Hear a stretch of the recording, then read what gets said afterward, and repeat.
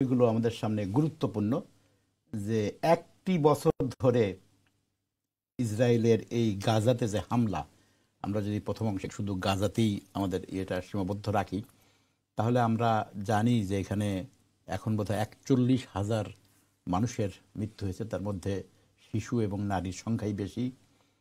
এমন কোনো স্থাপনা নাই, সেটা কোনো প্রার্থনা কেন্দ্র হোক অথবা মসজিদ হোক অথবা গির্জা হোক, নির্বিচারে এখানে বোমাবর্ষণ হয়েছে এবং হাজার হাজার মানুষ যেটা এখানে পঙ্গু হয়েছে অথবা আহত হয়েছে, ধ্বংসলীলায় পরিণত হয়েছে পুরো গাজা। আমার প্রথম প্রশ্ন হচ্ছে, এটা ইম্পর্টেন্ট কোশ্চেন এই জন্য যে এটা রিসার্চের বিভিন্ন রিসার্চ অর্গানাইজেশন, তার মধ্যে নাম করা একটা রিসার্চ অর্গানাইজেশন আমরা বলি পিউ রিসার্চ মুসলিম বিশ্ব সহ বিভিন্ন ইয়ার রিসার্চ করে, এবং একটা ব্রিটিশ জরিপ সংস্থার ইয়েতে বলা হচ্ছে যে প্রায় 60 থেকে 70 আসছে, ব্রিটিশ 60, আমেরিকাতে 70, অর্থাৎ 70-60 অথবা এরকম অন্যান্য দেশে ইসরায়েলের যে আগের যে জনপ্রিয়তা ছিল, ইসরায়েলকে যে সমস্ত কারণে ট্রাস্ট করত, সেই সমস্ত ট্রাস্ট এখন এইসব দেশের মানুষের এরকম একটা অংশ করে না। এবং এর কারণ হচ্ছে গাজায় তাদের এই ধ্বংসলীলা। তো এবং তার কিছু প্রমাণও আমরা দেখেছি, যে সমস্ত অমুসলিম কান্ট্রি আমরা দেখেছি, পেরুর মতো কান্ট্রি, মেক্সিকোর মতো কান্ট্রি, নর্থ আমেরিকান, সাউথ আমেরিকার বিভিন্ন জায়গার মতো কান্ট্রি, আমরা দেখেছি সাউথ আফ্রিকার রোল, এরকম বিভিন্ন জায়গায় ইউরোপের অন্যান্য কান্ট্রি আমরা দেখেছি, যেটা ইউরোপিয়ান ইউনিয়নের ইয়েকে উপেক্ষা করে, আমার মনে হয় স্পেন, বেলজিয়াম, নরওয়ে, এরকম।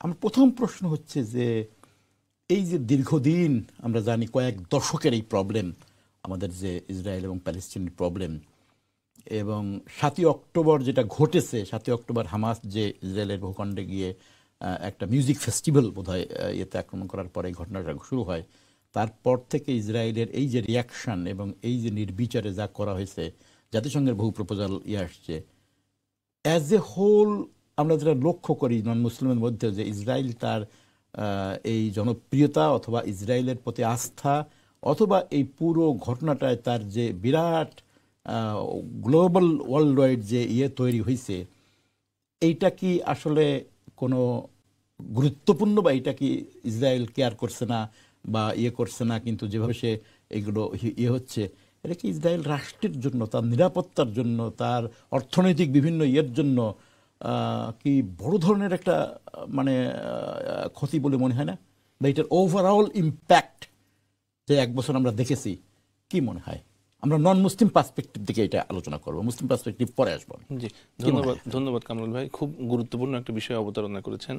আমরা রিসেন্ট পাস্টে এবং গত এক বছরেও আমরা অনেকবার আলোচনা করেছিলাম এবং আশা দেখেছিলাম যে হয়তো একটা যুদ্ধ বিরতি হতে পারে, কিন্তু আনফরচুনেটলি আজকে আমরা প্রায় বছর পূর্তি যেটা আমরা বলতে পারি সেই দ্বার প্রান্তে উপনীত হয়েছি। তবে এটা কোনো সুখকর কোনো বিষয় না, একটা দুঃখকর একটা বিষয়, এবং এখনো হামলা পাল্টা হামলা চলছে। যে বিষয়টা আপনি বললেন খুবই গুরুত্বপূর্ণ। মধ্যপ্রাচ্যে ইসরায়েলকে এর আগেও, যদিও আপনি বললেন যে নন রিলিজিয়াস পার্সপেক্টিভ থেকে আলোচনার জন্য, এর আগেও মধ্যপ্রাচ্যে বলা হতো যে একটাই ডেমোক্রেটিক কান্ট্রি, সেটা হচ্ছে ইসরায়েল। যদিও আমাদের দিক থেকে আমরা বলতাম যে এটা একটা আর্টিফিশিয়াল কান্ট্রি, শুধুমাত্র শক্তির জোরে এই দেশটা টিকে আছে, তারপরেও তাদের গবেষণা, তাদের উন্নতি, তাদের ফাইন্যান্সিয়াল ডেভেলপমেন্ট, এই সকল সূচকে বলা হতো যে মধ্যপ্রাচ্যে এটা একটা ডেমোক্রেটিক কান্ট্রি এবং তার ওখানে থাকার একটা গ্রহণযোগ্যতা অথবা এর একটা রেলিভেন্স আছে, এরকম বলা হতো। যেটা আপনি বললেন যে এই যে ইমেজ ক্রাইসিস, ইমেজ সংকট, এইটা মারাত্মকভাবে দেখা দিয়েছে। এবং আমাদের কাছে মনে হয় আমরা দেখেছি যে for the first time in the history, even মানে সর্বস্তরের মানুষ, বিশেষ করে আমেরিকাতে, আমাদের ব্রিটেনে সহ সারা বিশ্বের মানুষ, যাদের একটা বড় অংশ হচ্ছে ফ্রম নন ওয়াইডার ব্যাকগ্রাউন্ড যেটা আমরা বলি আর কি, ইভেন এমনও মানুষ আছে যারা কোনো ধর্মে বিশ্বাসী না, যারা মানবতাবাদী, হিউম্যান রাইটস, মানুষের অধিকারে বিশ্বাস করে, এই রকম মানুষজন রাস্তায় নেমে এসেছে। এবং আমরা দেখেছি যে আমেরিকায় ছাত্ররা তারা কত মানে সত্ত্বেও, পুলিশের আক্রমণের সত্ত্বেও তারা রিয়াকশন তারা দেখিয়েছে। এইটা একটা সিগনিফিকেন্ট ডেভেলপমেন্ট আমার কাছে মনে হয়, যে এইটা যদি কন্টিনিউ থাকে। এবং আমরা দেখলাম যে 143টা দেশ তারা সাপোর্ট দিল যে যুদ্ধ বন্ধ হোক এবং প্যালেস্টাইনকে রাষ্ট্র হিসেবে ঘোষণা করা হোক। এর মানে হচ্ছে তারা ইসরায়েলের এই যে অ্যাগ্রাসন এর বিপক্ষে তাদের মানে তাদের সুস্পষ্ট অবস্থান। এবং মাত্র 14টা দেশ তারা এর বিপক্ষে অবস্থান নিল। একমাত্র দেশ শক্তিশালী সেটা হচ্ছে ইউনাইটেড স্টেটস। তাহলে এই মানে মানবতাবাদী অথবা যারা মানে কোনো ধর্মীয় ব্যাখ্যায় না, সাধারণ অবস্থায় এই যে ইমেজ একটা ক্রাইসিস। এবং আমরা রিপোর্টেও দেখলাম যে 70% মানুষ তারা আস্থা হারিয়েছে, তাদের ব্যাংক ঋণ তারা পরিশোধ করতে পারেনি। এবং আমরা দেখেছি যে মানে সেখানে যারা জনবসতি তার অধিকাংশই হচ্ছে ইউরোপ থেকে তারা আসে সেটেলারে, সেখানে তারাও কিন্তু আস্থা হারিয়েছে যে এরকম একটা অনিশ্চয়তার ভিতরে শুধুমাত্র শক্তির জোরে কিভাবে সেখানে তারা বেড়ে উঠবে এবং তাদের পরবর্তী প্রজন্ম কিভাবে সেখানে থাকবে, তারাও একটা অনিশ্চয়তার ভিতরে পড়েছে। আরেকটা হচ্ছে 60,000 লোক তো তারা অলরেডি ডিসপ্লেসড ইসরায়েল থেকে, এবং তারা সেখানে কখন নিরাপত্তা সহকারে সেখানে ফিরবে এটাও একটা অনিশ্চয়তার ভিতরে আছে। এই কারণে সামগ্রিকভাবে রাষ্ট্র হিসাবে সেখানে ইসরায়েলের দীর্ঘমেয়াদে স্থিতি অবস্থায় থাকা এটা অবশ্যই একটা হুমকির সম্মুখীন এবং প্রশ্নের সম্মুখীন। Thank you. এখানে আমি আসবো এবার, যে ইসরায়েল বরাবরই চেয়েছে যে তার সিকিউরিটির জন্য মধ্যপ্রাচ্যের তার অন্যান্য মুসলিম দেশের সাথে তাকে সম্পর্ক উন্নত করতে হবে। এবং সে নানা কৌশলে, আমরা জানি ইজিপ্টকে সে পশ করিয়েছে, ক্যাম্প ডেভিড চুক্তি করেছে, সিরিয়া, তারপরে জর্ডান, তারপরে আমাদের লেবানন, এসব জায়গাতে ইয়ে করেছে। এরপরে এইটার বিয়ন্ড এইটাতে এসেছে ইউনাইটেড আরব এমিরেটসের সাথে এবং সৌদি আরবের সাথেও একটা ক্লোজ ইয়েতে চলে গিয়েছিল। এই ঘটনাকে, অর্থাৎ মুসলিম বিশ্বের ব্যাপারে আমি আসতেছি, মুসলিম বিশ্বেরও তো এই ঘটনাকে কেন্দ্র করে, অর্থাৎ 7ই অক্টোবরকে কেন্দ্র করে হোল মুসলিম ওয়ার্ল্ডের তার এর সাথে সম্পর্কের ব্যাপারটা তো পুরো কি একটা অনিশ্চিত, তার সিকিউরিটির জন্য সেকেন্ড একটা ইম্পর্টেন্ট পয়েন্ট বলে মনে হয় না? এবং এই ক্ষেত্রে ইয়েটা কি, ইনটেক্টটা কি, যে এইরকম ঘটনা সে মানে যুদ্ধবিরতি না করে সে এই মুসলিম বিশ্বের হোল ওয়ার্ল্ডের সাথে, এবং সৌদি আরব তো এখন খানিকটা হোক আর না হোক সে বলছে যুদ্ধবিরতি হওয়া ছাড়া এখানে কোনোভাবেই তারা মুসলিম বিশ্বের এর বাইরে সে যেতে পারবে না, যদিও শাসকরা চায়। তো এই ক্ষেত্রে এটা কি? জি জি, খুব খুব খুব গুরুত্বপূর্ণ আপনি সিকোয়েন্সে এসেছেন। আমরা জানি যে 48 সালে স্বাধীনতা ঘোষণা করার পরে তাদেরকে প্রথমে রিকগনাইজ করে, এরপরে ইরান রিকগনাইজ করে, এরপর যেটা আপনি বললেন যে ঐতিহাসিকভাবে 1978-এ আনোয়ার সাদাত মিশরের প্রেসিডেন্ট ক্যাম্প ডেভিড চুক্তির মাধ্যমে মিশরকে, ইসরায়েলকে স্বীকৃতি দেয়।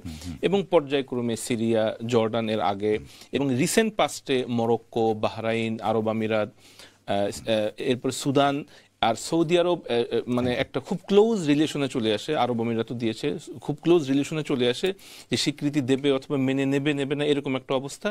এর মধ্যে দেখা গেল যে ট্রাম্প চলে গেল, বাইডেন ক্ষমতায় আসলেন। এই যে একটা পরিক্রমা, এরপরে গত অক্টোবরে যে হামলা, আপনি যেটা বললেন যে এখন মুসলিম বিশ্বের এই যে পারিপার্শ্বিক যে মিডল ইস্টের যে দেশগুলা, তারাই একটা সংকটে পড়ে গিয়েছে। মানে তারা অলরেডি যা করেছে সেটাও তারা প্রশ্নের সম্মুখীন, এবং ফার্দার যে তারা এগোবে এবং সম্পর্ক রক্ষা করবে এরকম কোনো অবস্থাতেও তারা নেই। কারণ যে ধরনের ধ্বংসযজ্ঞ, হত্যালীলা চলেছে এখানে, যদিও জেনোসাইড এইভাবে হয়তো টার্মিনোলজি আকারে এটা আদায় করা যাবে না, বাট জেনোসাইডের সবগুলো এলিমেন্ট তারা ফুলফিল করে, অ্যাটলিস্ট বিগত এই 1 বছরে তারা যারা হয়েছে। এই জন্য মুসলিম বিশ্বের সাথে আপনি যেটা বললেন যে মধ্যপ্রাচ্যে তাদের টিকে থাকতে গেলে তো অবশ্যই পার্শ্ববর্তী রাষ্ট্রগুলোর সাথে তারা একটা ন্যূনতম সহাবস্থান, পিসফুল কোএক্সিস্টেন্স, এটা অবশ্যই দরকার। সেই ক্ষেত্রে আমার মনে হয় এই যে বিগত 12 মাসের তাদের কার্যক্রম, এইটা মারাত্মকভাবে তাদের নেগেটিভ ইম্প্যাক্ট তাদের ফেলেছে। Thank you. সুপ্রিয় দর্শক মণ্ডলী, আমরা 1 বছর যে ওয়ার অন গাজাতে যে ইসরায়েলের বর্বরচিত হামলা, অথবা 7ই অক্টোবর যে ইসরায়েলে হামাসের যে মিউজিক ফেস্টিভ্যালে যে ঘটনা ঘটেছিল, যেখানে যে 1200 বোধহয় 1200-এর উপরে মানুষ, ইসরায়েলের নাগরিক যেখানে হত্যা হয়েছিল, এবং একটা এটাকে আমরা কি বলি, জিম্মি যেটাকে বলি আর কি, কত ছিল যেন অরিজিনাল জিম্মি, 100-300 কত বোধহয় নাম্বার ছিল, যেখান থেকে হাফ বোধহয় নানা সময়ে ইয়ে হয়েছে, 255 হ্যাঁ মারা গিয়েছে বলে বলা হচ্ছে। এখনো বোধহয় 100 উপরে যেটা জীবিত আছে, যাদেরকে ইয়ে করতে পারেনি। তো এখন এই যে ঘটনা আমরা আলোচনা করছি এবং অনেকগুলো দিক এর রয়েছে আর কি। সুপ্রিয় দর্শক মণ্ডলী, স্ক্রিনে একটা নাম্বার আছে, যে নাম্বারে ফোন করে আমাদের সাথে কথা বলতে পারবেন, প্রশ্ন করতে পারবেন এবং মন্তব্য থাকলে সেটাও আমাদের সাথে শেয়ার করতে পারবেন। অনেকগুলো গুরুত্বপূর্ণ ঘটনা আমরা দেখেছি এর মধ্যে, যেমন জাতিসংঘে যে ইমেজের কথা আমরা আসলাম, জাতিসংঘে নেতানিয়াহু যখন ভাষণ দিতে আসছে কি মানে এই অবস্থা আমরা দেখেছি যে বয়কট করেছে এবং সে এখানে মানে এটা ইন্টারেস্টিং।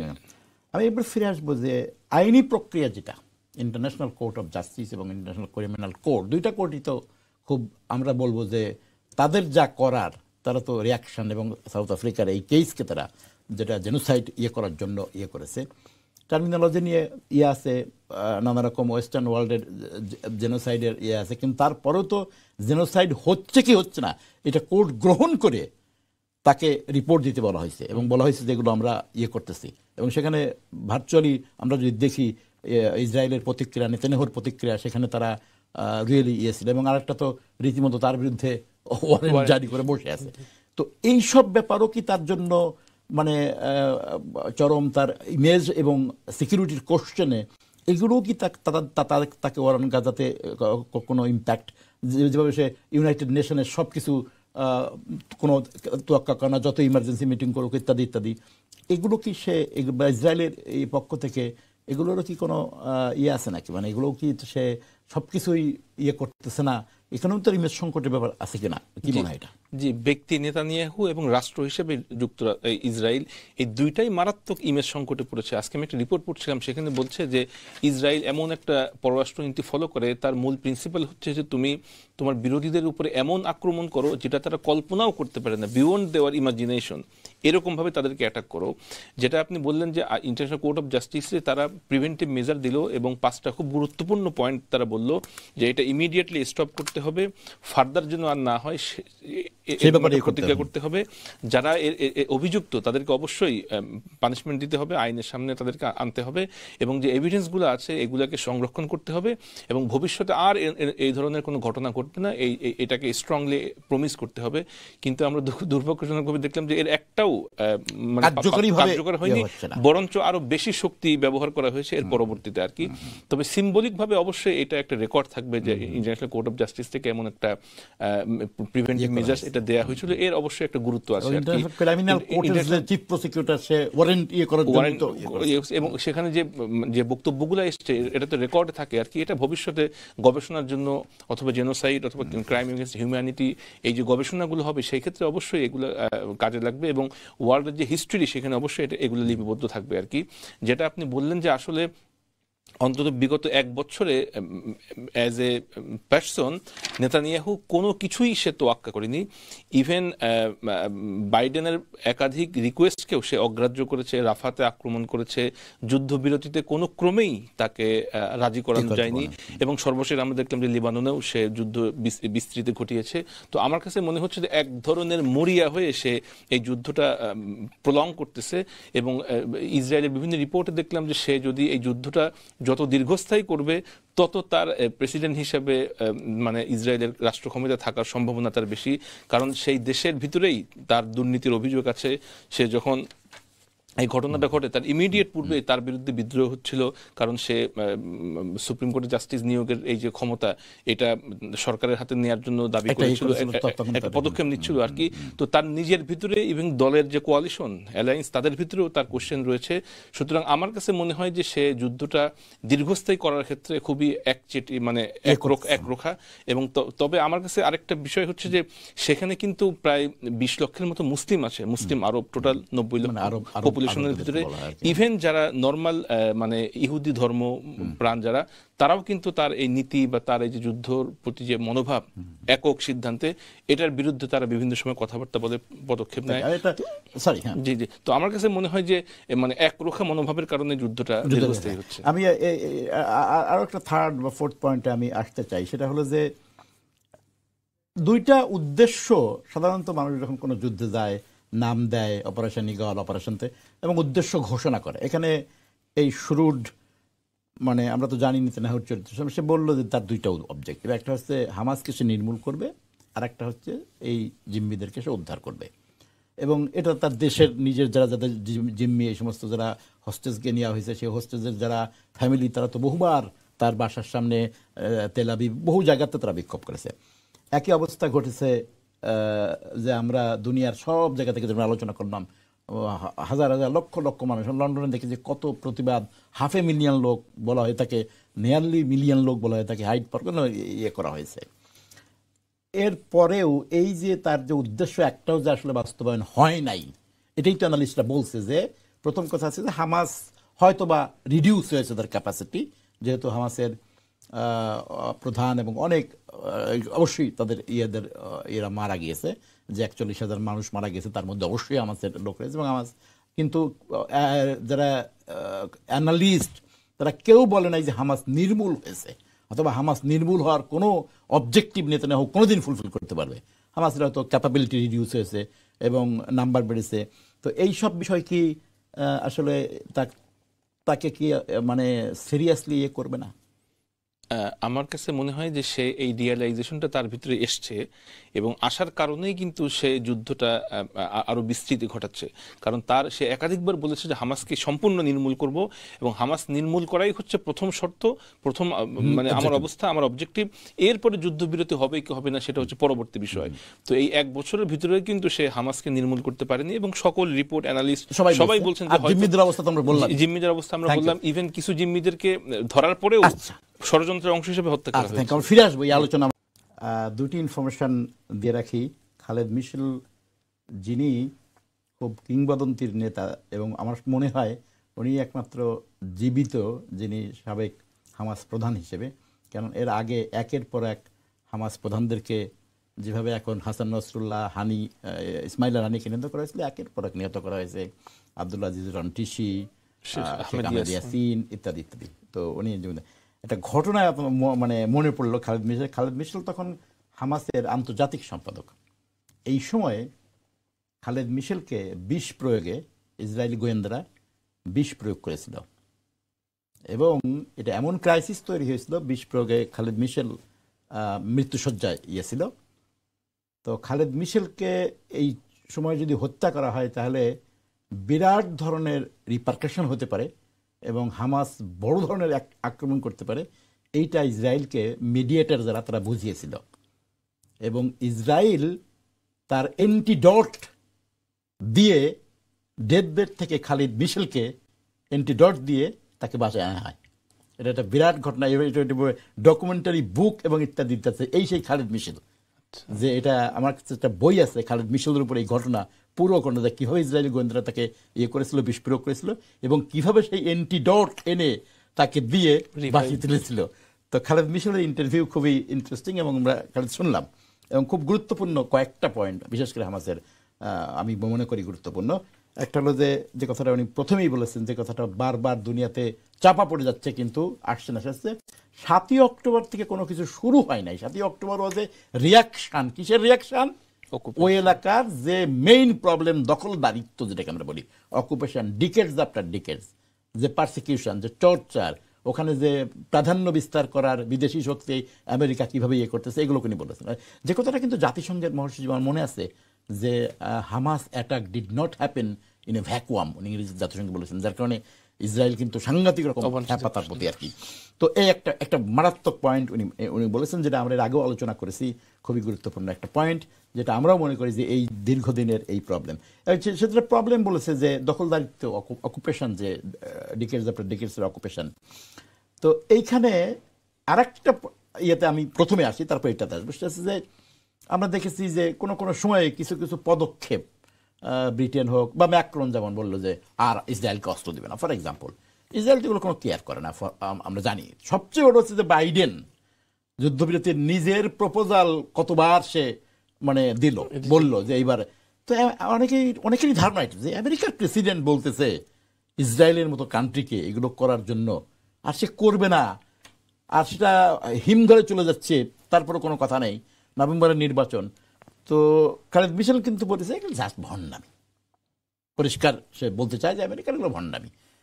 যদি সত্যিকার অর্থেই বাইডেন চাইতো তাহলে যুদ্ধবিরতি অবশ্যই হতো, এই সে বলতে যাচ্ছে। কিন্তু তো এই ব্যাপারে যে আমেরিকার সাপোর্ট, এবং আমরা দেখেছি ট্রাম্প আর আমাদের এখন যে আমেরিকার মহিলা কামিলা হ্যারিসের ডিবেটে ট্রাম্প কামিলা হ্যারিসকে বলছে যে সে ইসরায়েলের পক্ষে কম, সে ইসরায়েলের মানে দেখতে পারে না, আর কামিলা হ্যারিস বলছে যে ট্রাম্প মানে ইসরায়েলের পক্ষে কে কতটা বেশি ডিভোশন। তো এই এই এই এই পয়েন্টটাতে আমরা আসি যে এই বিশ্ব মোড়লের যে কারবার এবং নিজের প্রেস্টিজ এবং ইসরায়েলকে নিয়ে, এটা কি আসলে ইসরায়েলের হাতের পুতুল হয়ে গেছে নাকি তার কথা এখন আদৌ ইয়ে করে? এই ব্যাপারটা আমাদের কাছে কি মনে হয়? যেহেতু বলতে পরিষ্কার, but as an analyst, what's your opinion, Khaled, এই ব্যাপারটা? জি, আচ্ছা, প্রথম যে বিষয়, যদিও ইন্টারভিউটা খুবই সংক্ষিপ্ত কিন্তু প্রত্যেকটা কথা খুব গুরুত্বপূর্ণ। প্রথম যে উনি যে বিষয়টা ক্লারিফাই করলেন, যেটা আপনিও মেনশন করলেন, যে আসলে এইটা 7ই অক্টোবর গত বছর 2023 সাল থেকে মূলত শুরু হয়নি, এটা হচ্ছে 1948 সাল থেকে যে অকুপেশন। এবং আমরা যদি দেখি যে একটা রাষ্ট্র হওয়ার ক্ষেত্রে যে 4টা গুরুত্বপূর্ণ কন্ডিশন ইন্টারন্যাশনাল ল বা পলিটিক্যাল সায়েন্সে, তার কোনোটাই কিন্তু ইসরায়েল পূরণ করেনি, যদিও সেটা লম্বা আলোচনা এখানে সেই সময় নেই। বাট মানে আমরা বলতে চাচ্ছি যে এই রাষ্ট্রটার অভ্যুদয় হয়েছে একটা মানে মানে ভিত্তিহীন ছাড়া আর কি, সেখানে রাষ্ট্রটা হওয়ার কথা না, একটা আর্টিফিশিয়াল রাষ্ট্র এভাবে আমরা দেখি। তো এই যে লং টাইম অকুপেশন সিন্স 1948, উনি বলছেন যে এইটার হচ্ছে একটা রিয়াকশন। এবং আমরা দেখেছি যে বিশ্ব মিডিয়া যারা লিডার আছেন তারা সবাই বলতে চাচ্ছেন যে 7ই অক্টোবর মাস প্রথমে অ্যাটাক করেছে, তার পাল্টা যে আক্রমণ হচ্ছে এটা রাইট টু সেলফ ডিফেন্স অথবা রাইট টু সেলফ ডিটারমিনেশন, এর রিয়াকশন হচ্ছে এইটা। এবং এইভাবে এনারা এটাকে ভ্যালিডিটি দেওয়ার চেষ্টা করেছে, যেটা কোনো ক্রমেই যুক্তিসঙ্গত না, যেটা উনি ওনার আলোচনায় বা ওনার ইন্টারভিউতে সংক্ষিপ্ত আকারে মেনশন। দ্বিতীয় একটা গুরুত্বপূর্ণ বিষয় উনি বলেছেন, যেটা আপনিও মেনশন করলেন, যে আসলেই বাইডেন প্রশাসন যদি সত্যিকারের অর্থেই চাইতো যে যুদ্ধবিরতি হবে, অবশ্যই এটা হতো। দেখেন মানে আমেরিকার রোলটাই হচ্ছে একটা প্যারাডক্সিক্যাল, তারা এদিক থেকে যুদ্ধবিরতি প্রস্তাব দিচ্ছে, আবার অপরদিকে for the first time in the history সবচেয়ে বড় তারা অর্থনৈতিক সহায়তা ইসরায়েলকে দিয়েছে। তাহলে যদি সত্যি যুদ্ধবিরতি চেত, তারা তো সামান্য কিছু হলেও একটা এমবার্গো বা ফাইন্যান্সিয়াল বিষয় স্টপ রাখতে পারতো, যে যদি তুমি যুদ্ধবিরতি রাজি না হও তাহলে হয়তো আমি তোমার ফাইন্যান্সিয়াল যে হেল্প এটা কিছুদিনের জন্য হলেও ফর দ্য টাইম বিং আমি এটা স্টপ রাখবো, সেটাও তো করেনি। তাহলে একদিকে এই যে যুদ্ধবিরতির এই যে প্রস্তাবনা দেয়া, এবং অপরদিকে ফাইন্যান্সিয়াল, শুধু ফাইন্যান্সিয়াল না সকল দিক থেকে সাহায্য। এবং একবার দেখলাম যে সিকিউরিটি কাউন্সিলের 4টা মেম্বারই তারা এগ্রি করলো, শুধুমাত্র আমেরিকা সেখানে ভেটো দিল আর কি। সুতরাং তাদের রোলটা এখানে স্পষ্ট না। আর তৃতীয় বিষয় যেটা আপনি মেনশন করলেন, যে কামালা হ্যারিস, সে স্পষ্টই বলেছে যে আসলে ডেমোক্রেট অথবা রিপাবলিকান যেই ক্ষমতায় আসুক, খুব অল্পই আমেরিকার নীতি ইসরায়েলের ক্ষেত্রে পরিবর্তিত হবে, বরঞ্চ অপরিবর্তিত থাকবে। সুতরাং ইসরায়েলের প্রতি কে কতটা ডিভোটেড, কে কতটা তাদের স্বার্থ রক্ষা করবে, এইটাই দেখানোই হচ্ছে আমেরিকান যখন ইলেকশন হয় এর একটা প্রতিযোগিতা হয়, সেই প্রতিযোগিতায় আমরা ডিবেটে দেখছি, আর হয়তো 5ই নভেম্বর তার ফাইনাল রিয়াকশন আমরা দেখব। অর্থাৎ আমেরিকা আসলে যেটা করতেছে, সেটা তার যে কথা আমরা বাংলা করেছে যিনি এটা ইয়ে করেছেন, যে ভণ্ডামি করতেছে, আসলে সে আসলে আদতে এখানে কোনো যুদ্ধবিরতি বা ইত্যাদি, অর্থাৎ ইসরায়েল যেটা চাচ্ছে সেটাই এখানে হবে। আমেরিকা এগুলো মাঝে মাঝে আমাদেরকে বিভিন্ন ক্ষেত্রে অনেক সময় মনে হয় যে আমেরিকাই মূলত যুদ্ধটা এখানে চালাচ্ছে ইসরায়েলকে দিয়ে। মানে আমাদের ওই একটা শব্দ আসছে, যেটাকে প্রক্সি ওয়ার বলে, ইম্পর্টেন্ট শব্দ আসছে, আমার কাছে মাঝে মাঝে মনে হয় এই যে সুন্দর ইয়েটা আসলো, যে যখনই এরকম ঘটনা ঘটে, যখনই ইভেন লেবাননে যখন এখন ঘটনা ঘটলো, আমরা যেটা আসবো রিজিওনাল ওয়ারে, তো লেবাননে তখনই আসলো যে ইসরায়েলের কি সেলফ ডিফেন্স নাকি সেলফ ডিটারমিনেশন আছে।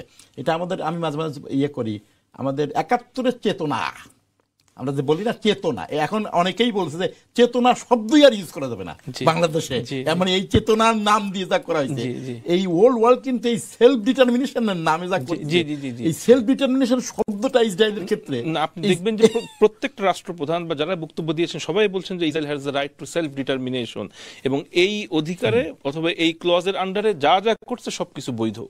তাহলে আপনি যেটা বললেন যে ওই চেতনার নামে যা কিছু আমি করব দেশে, সবকিছু বৈধ। আমরা ফিরে আসছি এবার রিজিওনালে। আমরা দেখলাম গাজার আলোচনা করলাম, 1 বছরে কি হয়েছে সেটা আমরা বোঝানোর চেষ্টা করলাম। সুপ্রিয় দর্শক, স্ক্রিনে একটা নাম্বার আছে, আপনারা কথা বলতে চাইলে, প্রশ্ন করতে চাইলে, মন্তব্য করতে চাইলে যে কোনো সময় এটা করতে পারবেন। আমরা দেখতে চাচ্ছি যে ওয়ারটা তো প্রথম দিকে শুধুমাত্র গাজাতে, এরপর দেখা গেল যেটা রিজিওনাল ওয়ারে, এবং গত 3-4 সপ্তাহ ধরে যেটা আসছে সেটাতে এটা মানে আমাদের জন্য হরিফিক যে রিজিওনাল ওয়ারে। এবং আমরা ওই অঞ্চলের রিজিওনাল যেটা বলতাম যে ইজিপ্ট, সিরিয়া, জর্ডান, লেবানন, এইগুলোকে কেন্দ্র করেই এখানে রিজিওনাল ওয়ার যেটা বলি। কিন্তু এখন দেখা যাচ্ছে যে ইরান, ইয়েমান, হুতি মানে একদম হোল মিডল ইস্টের একটা যুদ্ধের ইয়ে চলে যাচ্ছে এই দিকে। তো এখন এই দিকে যে অবস্থা গত কয়েক সপ্তাহ আর কি, এখন পর্যন্ত কি মনে হয় যুদ্ধ কি আসলেই কি, মানে আমরা যতটুকু লাইসিস পড়তেছি দেখতেছি, যুদ্ধ কি আসলেই শেষ পর্যন্ত একটা বড় ধরনের ইয়েতে যেতে পারে? আচ্ছা, দৃশ্যত মিডল ইস্টের ইসরায়েলের আশেপাশের যে রাষ্ট্রগুলো আছে, প্রতিবেশী মুসলিম রাষ্ট্র, কেউ কিন্তু ফিজিক্যালি কোনো অ্যাটাক বা পাল্টা আক্রমণ বা প্যালেস্টাইনদেরকে রক্ষা করার জন্য তেমন কোনো উদ্যোগ নেয়নি। বরঞ্চ আমরা দেখি যে হামাস, এদিক দিয়ে হিজবুল্লাহ, হুতি, এরা মূলত ইরানের সাহায্যেই এই এখনো পর্যন্ত তাদের যে সাহায্য সমর্থন অথবা পাল্টা আক্রমণ এটা তারা করে যাচ্ছে। এবং আমরা দেখি যে স্ট্র্যাটেজিক্যালি যেহেতু ইরান প্রকাশ্যে তাদের সাথে যুদ্ধে আসতে পারছে না, সুতরাং তাদের কিছু সাপোর্টিভ এলাই তারা বিভিন্ন জায়গায় তৈরি করেছে এবং তাদের মাধ্যমে সে এখানে তাদের শক্তি সামর্থ্য এবং এটা বোঝানোর চেষ্টা করছে যে তারা একা না, তাদের আরো আনুষঙ্গিক কিছু সাপোর্টার আছে, যখন প্রয়োজন হবে তখন তারা এই পূর্ণ সমর্থন দিবে। এইভাবে মূলত তাদেরকে দেখিয়ে এসেছিল। কিন্তু আমরা দেখলাম যে যখন সিরিয়াতে ইরানের কনসুলেট অফিসে হামলা হলো, তখন এপ্রিলে for the first time after 1982 Iran একটা আক্রমণ করলো প্যালেস্টাইনে, এই ইসরায়েলে, এবং আবার দেখলাম যে গত সেপ্টেম্বরে আবার সেরকম একটা পাল্টা আক্রমণ হলো, যেটা হচ্ছে যে হাসান নাসরুল্লাহ মারা যাওয়ার পরে।